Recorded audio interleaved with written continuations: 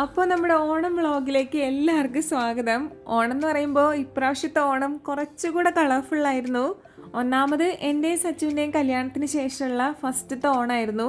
അതും നമ്മൾ നാട്ടിലില്ല. പിന്നെ ഓണമൊക്കെ വെസ്റ്റ് ബംഗാൾ പോലൊരു സ്ഥലത്ത് എങ്ങനെയായിരിക്കും എന്നൊക്കെ ഇങ്ങനെ ആലോചിച്ചിട്ട് ലാസ്റ്റ് നമുക്ക് കിട്ടിയത് ഭയങ്കര സ്പെഷ്യലായിട്ടുള്ള അടിപൊളി ഒരു ഓണമായിരുന്നു. അതിപ്പോൾ ഓണസദ്യ ആയാലും ഓണക്കളികളായാലും ഓണപ്പൂക്കളായാലും എല്ലാം കൊണ്ടും നമുക്ക് അടിപൊളിയായിട്ട് കൊണ്ടാടാൻ പറ്റി. ഇവിടെ നമ്മുടെ പട്ടാള ജീവിതത്തിൽ ശരിക്കും പറഞ്ഞ ഒരു മലയാളീനെ കാണുമ്പോൾ ഓക്കെ ഒരു മലയാളി എന്നുള്ളൊരു ഫീലല്ല, പകരം നമ്മുടെ ഫാമിലിയിൽ ഒരാളെ കണ്ടുമുട്ടിയ പോലത്തെ ഒരു സന്തോഷമാണ്. നമ്മളൊരു 6-7 ഫാമിലീസ് ഒത്തുചേർന്നിട്ടാണ് ഇപ്രാവശ്യത്തെ ഓണം സെറ്റ് ചെയ്തത്.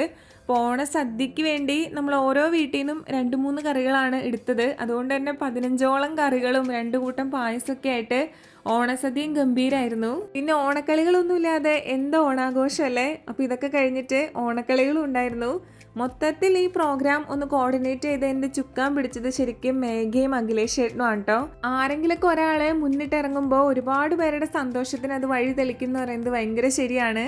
ഞങ്ങൾ എല്ലാവരും താങ്ക്സ് പറഞ്ഞത് അവസാനം മേഘോടും അഖിലേഷ് ചേട്ടനോടാണ്.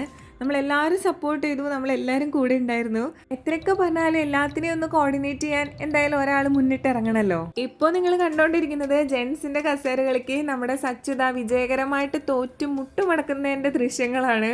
ഇവിടെ പട്ടാളത്തിൽ വന്നേ പിന്നെ സച്ചു 9 വർഷം കൂടിയിട്ടാണ് ഒരു ഓണാഘോഷത്തിന് പങ്കെടുക്കുന്നത്. അതിൻ്റെ ഒരു പ്രത്യേക എക്സൈറ്റ്മെൻറ്റും സന്തോഷവും സച്ചുവിന് ഉണ്ടായിരുന്നു കേട്ടോ. നാട്ടിലല്ലാതിരുന്നുകൊണ്ട് ഓണത്തിന് എന്തെങ്കിലും ഒരു കാര്യം കോംപ്രമൈസ് ചെയ്തോ എന്ന് ചിന്തിക്കുവാണെങ്കിൽ ശരിക്കും പറഞ്ഞാൽ ഒരു മുല്ലപ്പൂ ഞങ്ങൾ കോംപ്രമൈസ് ചെയ്തില്ല. അതുവരെ ഞങ്ങൾ സംഘടിപ്പിച്ച് അങ്ങനെയും ചൂടിയിട്ടുണ്ടായിരുന്നു. എല്ലാം കൊണ്ടും നമ്മൾ ഈ 10 on 10 എന്നൊക്കെ പറയുന്ന പോലത്തെ ഒരു ഫീലിംഗ് ആയിരുന്നു കേട്ടോ.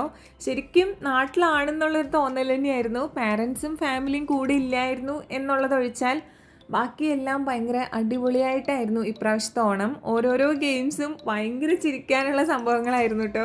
ഞാൻ എൻ്റെ ലൈഫിൽ ആദ്യമായിട്ടാണ് ഓണ സമയത്ത് വീട്ടിലില്ലാതിരിക്കുന്നത്. വീട്ടിൽ നിന്ന് മാറി നിന്നിട്ടൊരു ഓണം എനിക്കിതുവരെ ഉണ്ടായിട്ടില്ല. അങ്ങനെ മാറി നിന്നിട്ടുള്ള ആദ്യത്തെ പ്രാവശ്യം തന്നെ ഇത്രയും കളർഫുൾ ഒരു ഓണം കിട്ടുമെന്ന് ഞാൻ പ്രതീക്ഷിച്ചില്ല കേട്ടോ.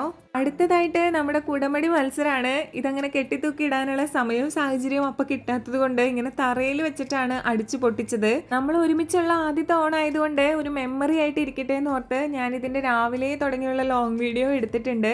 നമ്മുടെ വീഡിയോസും നമ്മുടെ ആർമി ലൈഫും ഇവിടുത്തെ കാര്യങ്ങളൊക്കെ കാണാൻ ഇഷ്ടമുള്ളവരൊക്കെ കമൻറ്റ് ചെയ്തിട്ടുണ്ടായിരുന്നു ഓണ ദിവസം ലോങ് വീഡിയോ ചെയ്യണേന്ന്. അപ്പോൾ നമുക്കത് എഡിറ്റ് ചെയ്തിടാം കേട്ടോ. അപ്പോൾ ഒരിക്കൽ കൂടി എല്ലാവർക്കും ഹാപ്പി ഓണം.